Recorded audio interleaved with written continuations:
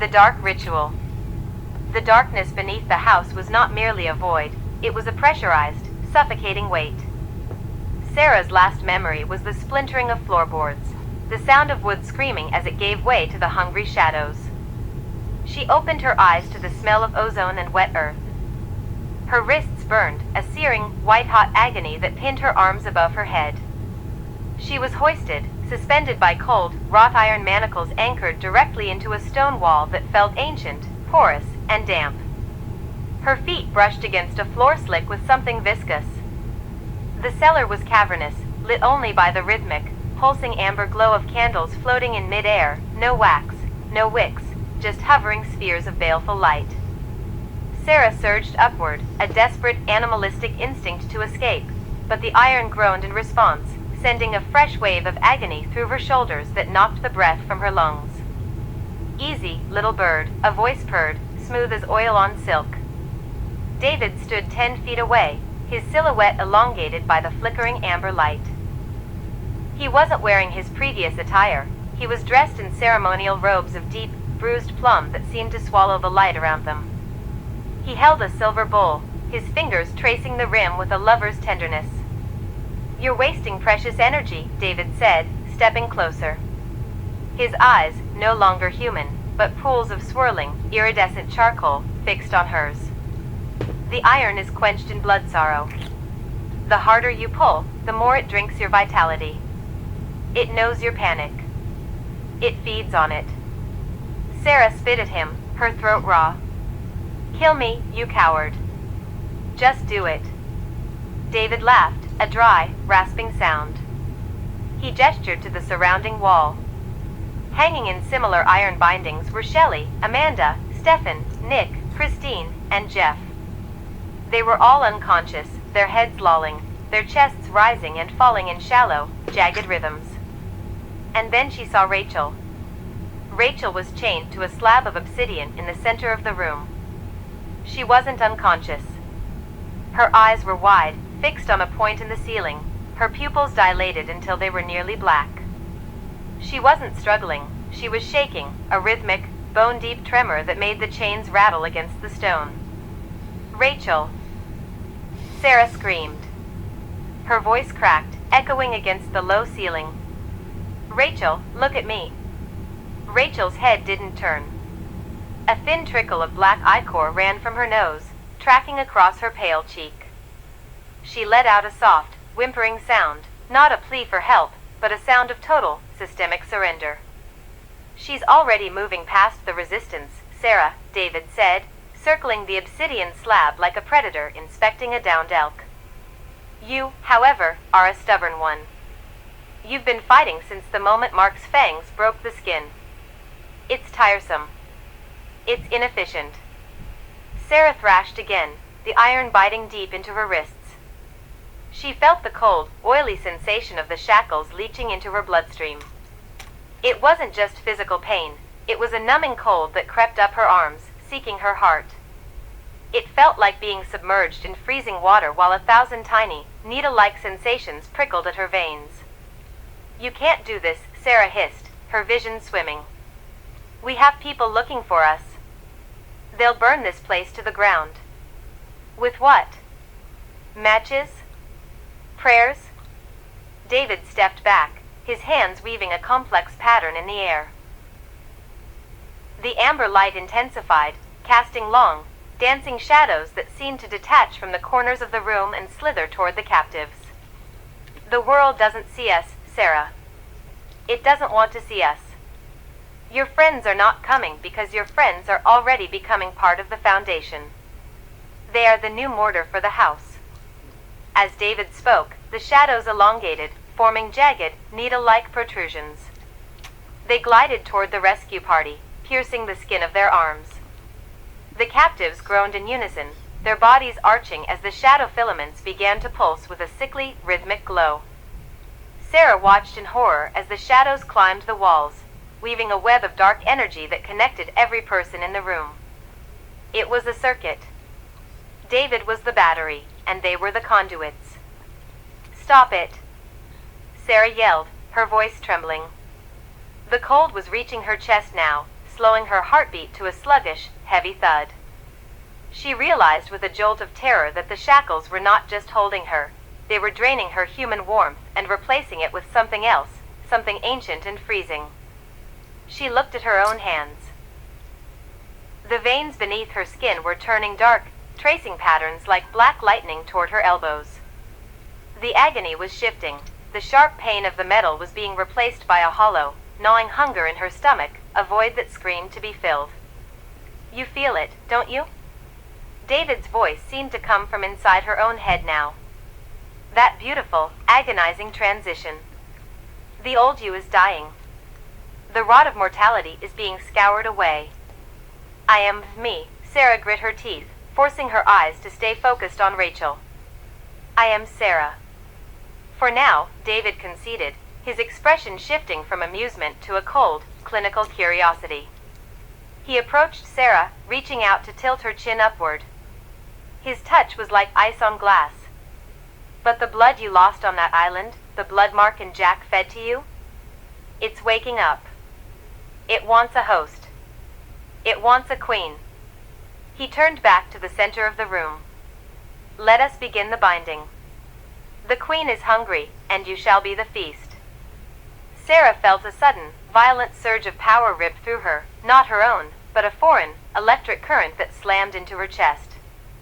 She gasped, her back arching, her lungs burning as if she'd inhaled ash. The shackles pulsed in time with the amber light, and for a split second, she felt everyone in the room at once, the rhythmic fear of Stefan, the fading pulse of Amanda, and the overwhelming, silent screaming of Rachel. She was no longer a person. She was a node in a terrifying, dark network, and the darkness was pulling her under. The cellar air tasted like copper and wet grave dirt. Sarah's vision blurred, the edges of her sight fraying into ribbons of bruised violet as the ritual took hold. Every pulse of her heart felt like a jagged piece of glass grinding against a rib, the blood in her veins turning into heavy, viscous lead. Across the room, the stone slab groaned under Rachel. Her body arched with a rhythmic, sickening intensity, her back leaving the cold surface only to be slammed back down by the unseen weight of David's influence. David stood at the center of the room, his long fingers tracing intricate, glowing geometric patterns into the damp floor. He didn't look like a man. He looked like a conduit for something older and infinitely hungrier. He hummed a low, discordant note that vibrated in Sarah's teeth, a frequency that forced the marrow in her bones to shiver in forced harmony.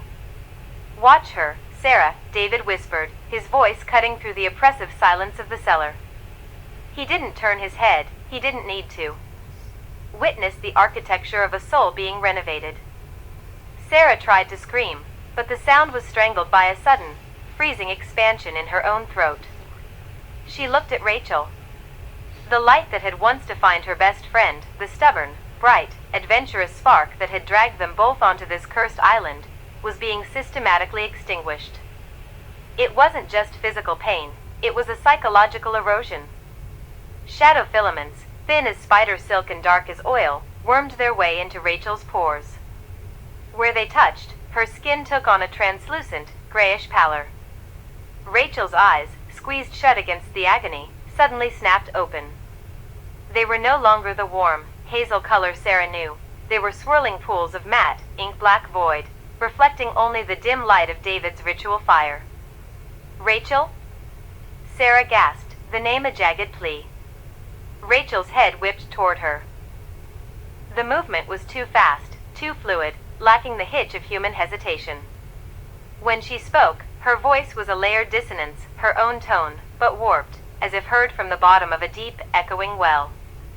"It's so quiet now, Sarah," Rachel whispered, a ghost of a smile tugging at the corner of her lips. It was a terrifying, hollow expression. The noise. The worry. The fear. It's all gone.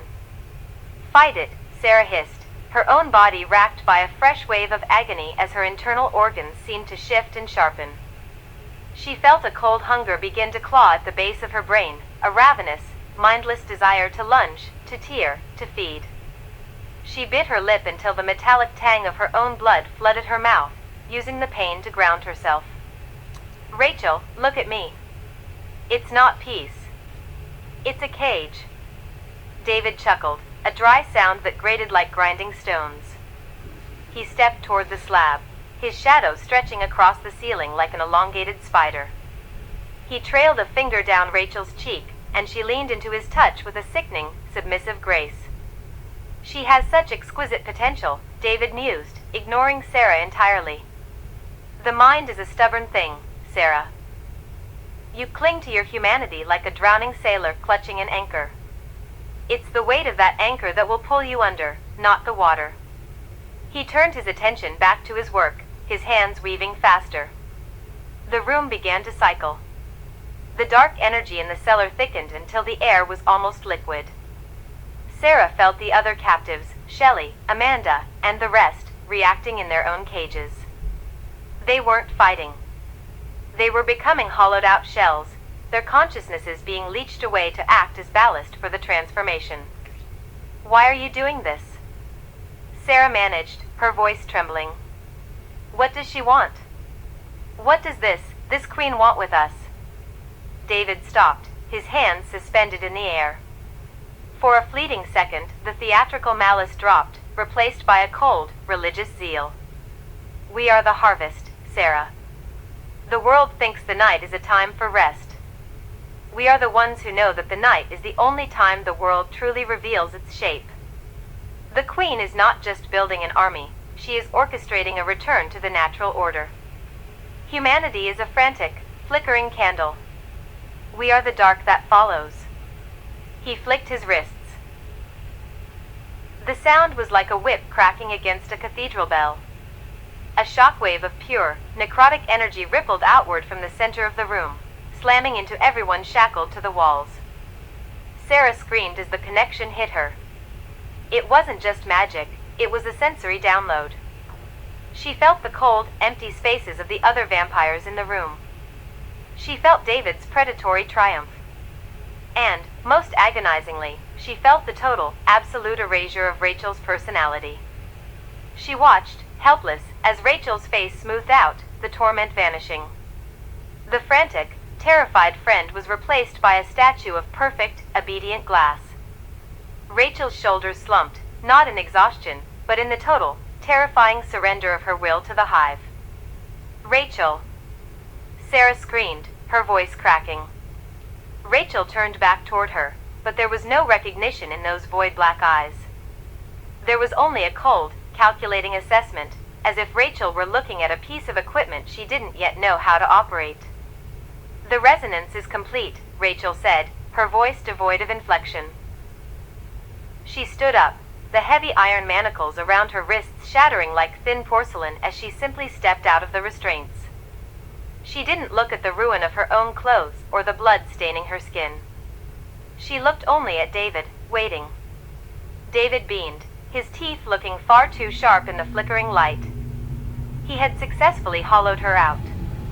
He had taken the girl who had teased Sarah about urban legends and replaced her with an elegant, lethal instrument of the queen. Sarah pulled at her own chains, the cold metal biting into her wrists. She felt the change accelerating in herself, the humanity she was clinging to fraying at the edges as the dark hunger whispered of how easy it would be to just let go, to stop the pain, to stop the fighting, to just be. But as Rachel turned to look at her, no longer as a friend, but as a potential threat to be managed, a spark of pure, visceral defiance surged through Sarah. It wasn't logic, and it wasn't hope. It was a cold, ironclad rage. She wouldn't let this be the end of Rachel. Even if she had to drag her back from this shadow, even if it took every drop of the monster growing inside her, she wouldn't let the light in her friend die. David noticed the shift in Sarah's posture, the way her trembling stopped and her breathing leveled out. He paused, his expression shifting from amusement to a flicker of genuine interest. "Oh," he murmured, stepping toward her. "It seems we have one that prefers the fire." He raised his hand, the air around his palm darkening into a sphere of swirling void. He wasn't going to finish the binding. He was going to see if she would shatter, or if she would become something much more dangerous. The air in the cellar had turned to heavy, static-charged sludge. The swirling sphere of void magic in David's palm hummed with a sound like grinding teeth, casting long, sickening shadows that danced against the damp stone walls. Sarah's body screamed. It wasn't just the pain of the transformation, the fire beneath her skin, or the feeling of her blood turning into cold, acidic sludge. It was the psychic pressure.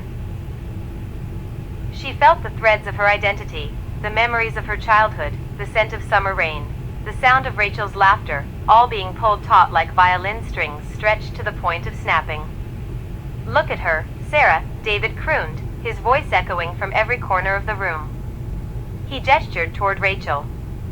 Rachel stood in the center of the ritual circle, her posture unnervingly rigid. The erratic, frantic energy that had defined her just moments ago had evaporated, replaced by a terrifying, polished stillness. Her eyes, once bright and expressive, were now flat, obsidian mirrors reflecting the violet light of David's void sphere. "She is at peace," David continued, stepping closer to Sarah. "No more doubt. No more fear. Only the clarity of the blood. Don't you want that? Don't you want the silence?"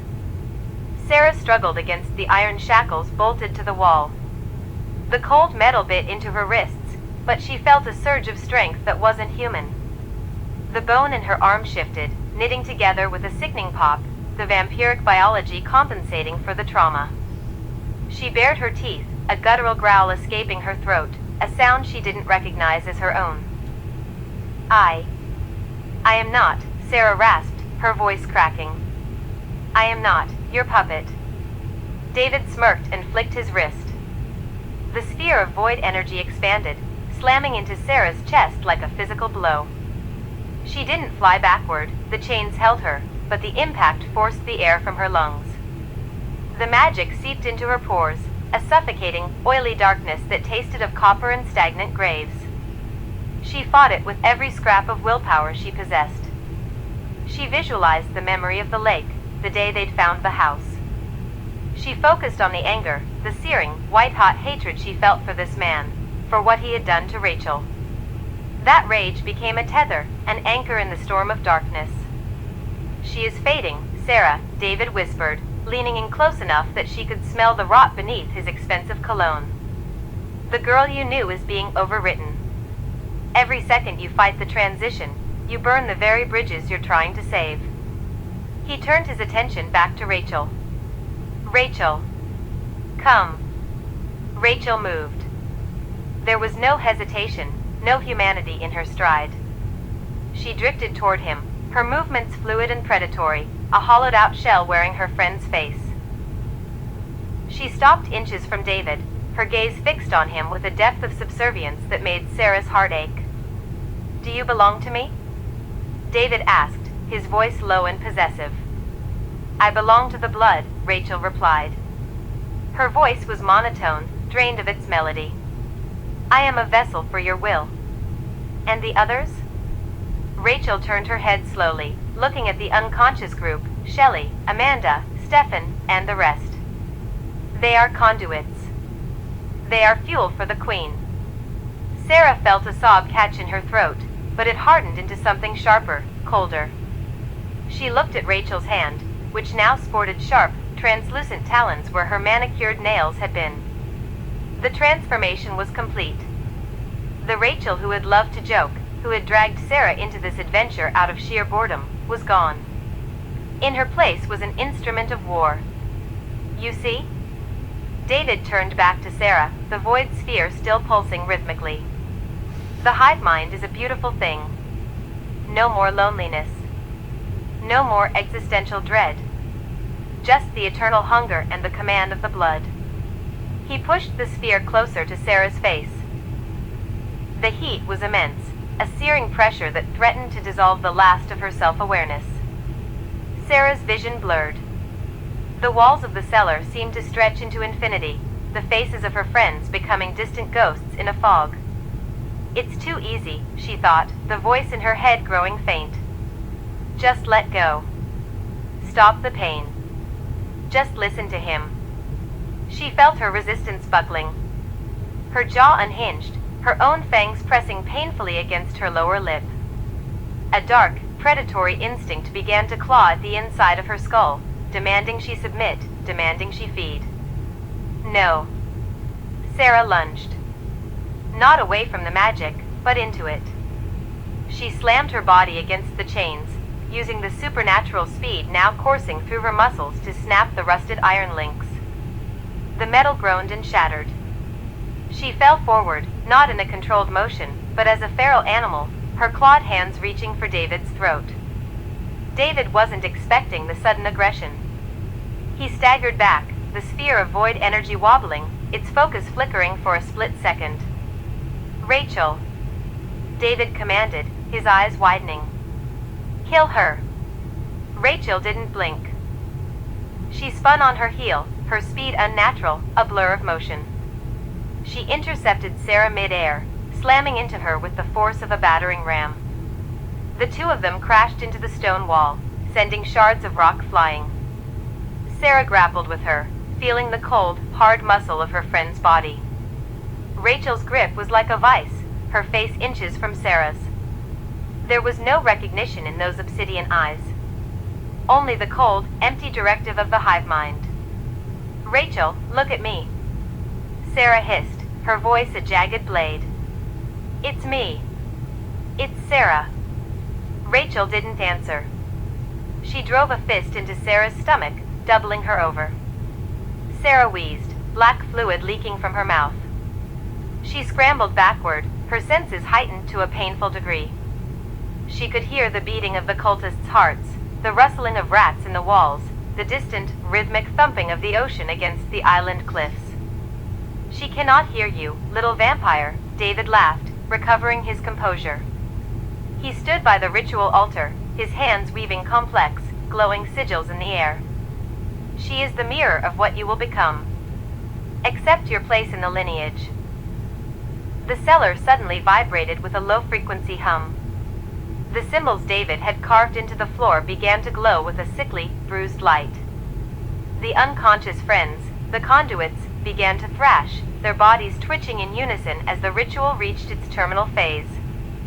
Sarah saw the life force being bled from them, siphoned into the floorboards to feed the dark magic that kept the island hidden.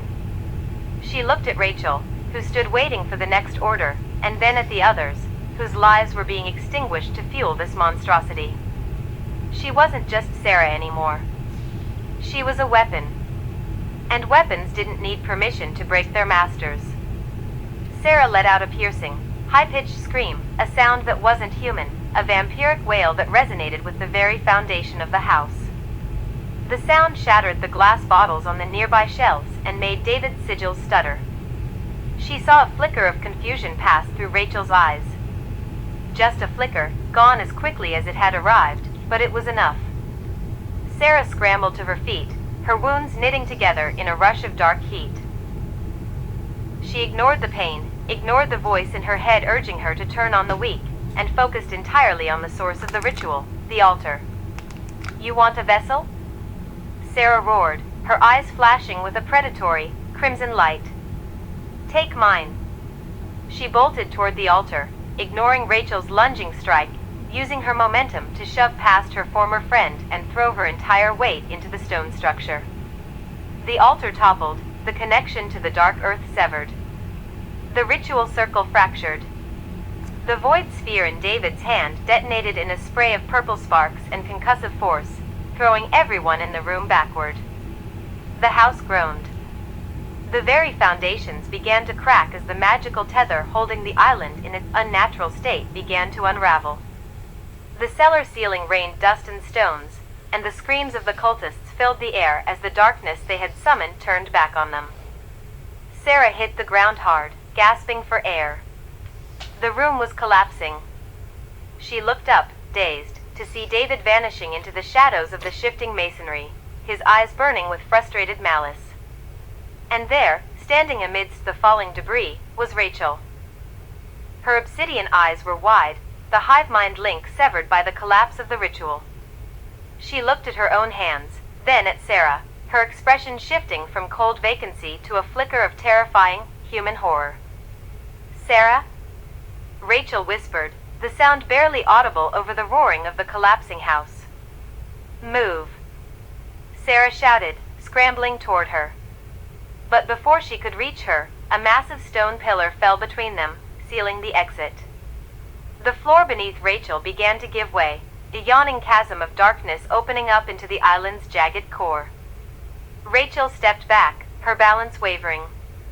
She looked at Sarah one last time, a tear, not of blood, but of salt, tracking through the dirt on her cheek. Go, Rachel screamed over the roar of the crumbling house. Before it takes us all. Then, the ground vanished beneath her, and she was swallowed by the dark.